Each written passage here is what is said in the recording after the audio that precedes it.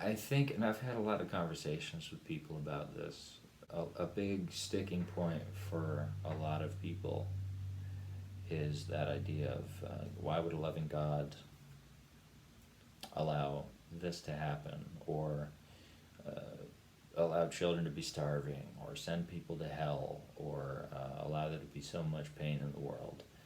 And I don't want to downplay those things because they're such deep and troubling grievances to so many people. But speaking just for myself and my own journey and my own wrestling in my heart and my mind, I don't find that to be useful as a starting point. Uh, I, I don't find it useful to say, God, I'm angry at you, and you got to account for yourself about this. Um, Partly because I don't expect to find an answer to that, but also because I think I'm about to get into a whole new thing that really can't be the main focus of this episode. I think if there's good and there's evil, God must be both. I think I can even point to scriptures to back up that perspective too, by the way.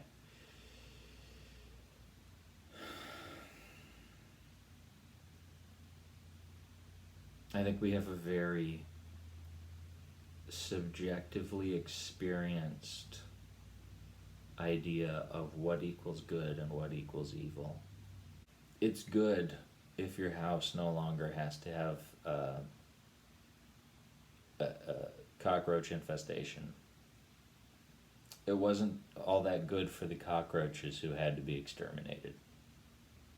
And then there's also the fact that pain and suffering.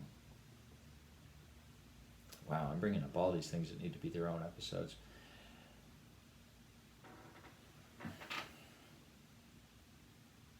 I'm reevaluating my relationship to pain. Maybe I should read C.S. Lewis's The Problem with Pain over again. I remember getting a lot out of that book. And if I end up making an episode about this, it could be worth brushing up on some of it, because he had some good stuff to say, and of course he had a great way of saying things. Like, he was just good at putting words together. But as much as there is stuff in this world that feels unforgivable, if there's a loving God watching over it, how many children have starved to death? How many rape victims are there? How many, we could make a long list and say, why the hell would a loving God let any of this happen? But on a personal level, I found that pain, well, I personally tend to actively resist being thankful for any kind of pain. I also generally have to recognize, at least in hindsight, that pain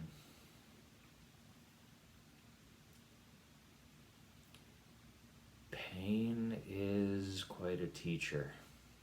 And it teaches you what matters, and it teaches you what to value. And it teaches you what you consider to be worth preserving. That is a thought. It's my thought. It's not meant as an explanation for all the grievances that I mentioned, that I know plenty of people have. It's not supposed to be, transformative to all of your own hang-ups. This is mainly a platform for me to process my own hang-ups. And to be there for those who can feel some sort of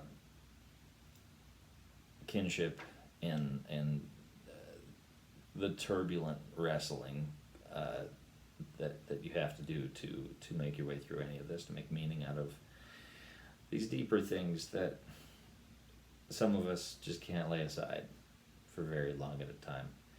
I think I would like to talk about that at some point, but for now, and especially for the sake of staying on topic, I'm going to bring it back and say the problem of pain is not my personal sticking point.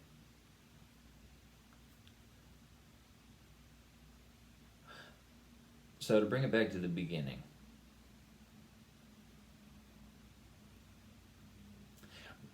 there's this idea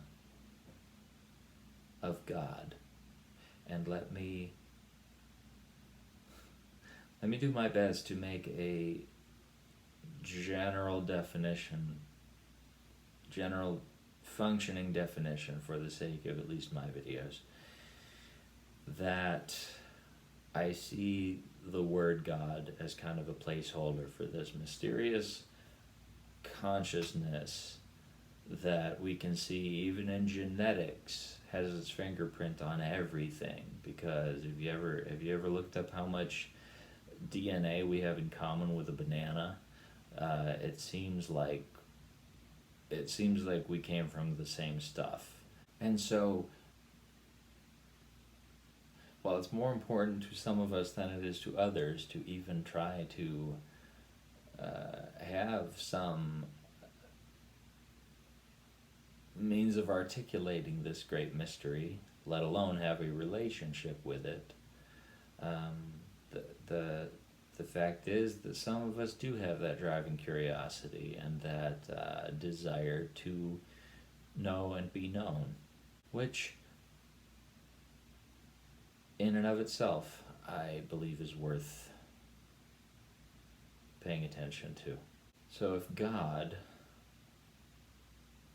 in one sense, is the universe, and we are all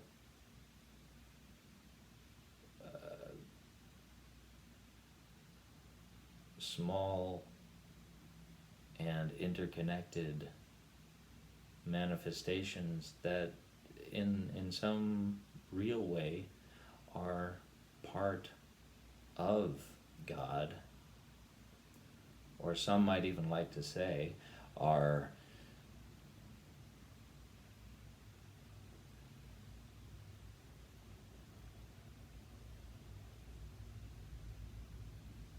a dream that's playing out within the mind of God. These are still stories that we tell ourselves to kind of make sense of what it is we're even talking about. And not just talking about, but what it is we're even living. Because life is freaking weird. This is very strange. And I know that plenty of us, especially those of us who are taught to be afraid, do have concerns about an afterlife. Though for myself, I find myself becoming more and more concerned about a during life and making the most of this time. Yeah, I still wonder. I wonder, do we get absorbed back into like a limbless pool of consciousness when we die? Do we end up as recycled souls, inhabiting a new body after we expire this one? Is this all an iterative process,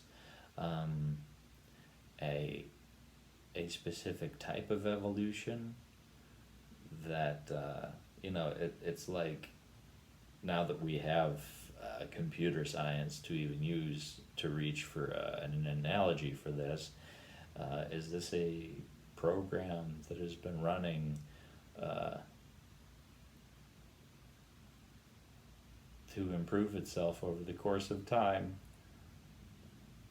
like an AI that learns as it goes, except this is real life, even though real is also a term that I use kind of loosely. Because that was one interesting thing from the Bible.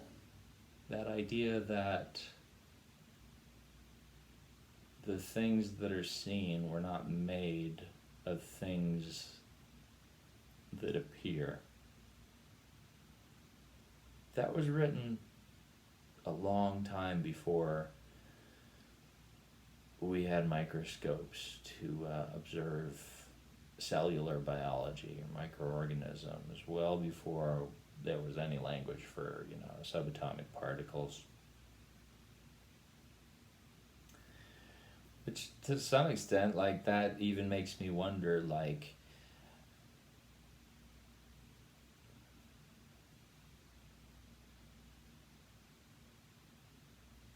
have we missed completely what people were talking about when they referred to spirits, simply by the fact that we can observe more now than we used to observe then? Like, if we'd been born in a different time, but we had something like coronavirus taking out so many people, I think there would be a lot of churches teaching that God was raining down judgment and that there were destroyer angels being sent into homes to smite those who are unworthy, you know?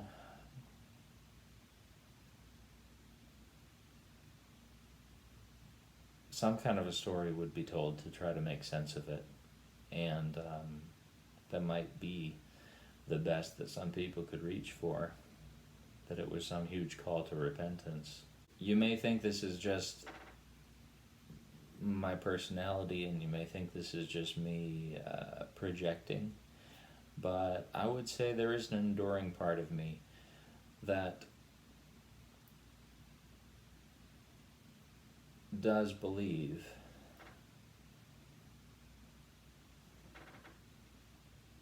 that the power of this universe, if it has a name and a face, if it has a personality,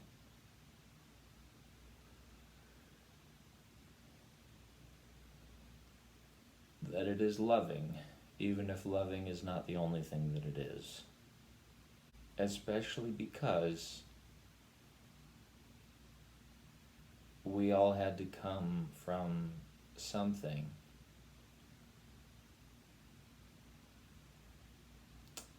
And we seem to come from something that wanted to make things better and not worse. I mentioned in a previous episode that I am going to be judicious in moderating comments if people try to start fights on this channel. I don't want any of that.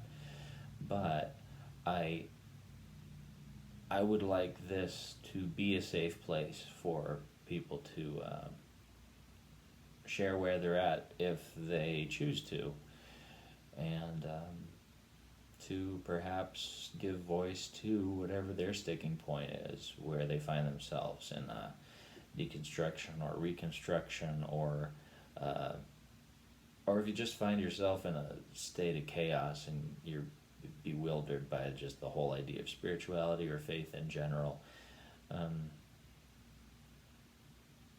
If you feel safe talking about it, then I would encourage you to say what you need to say. But thanks for listening.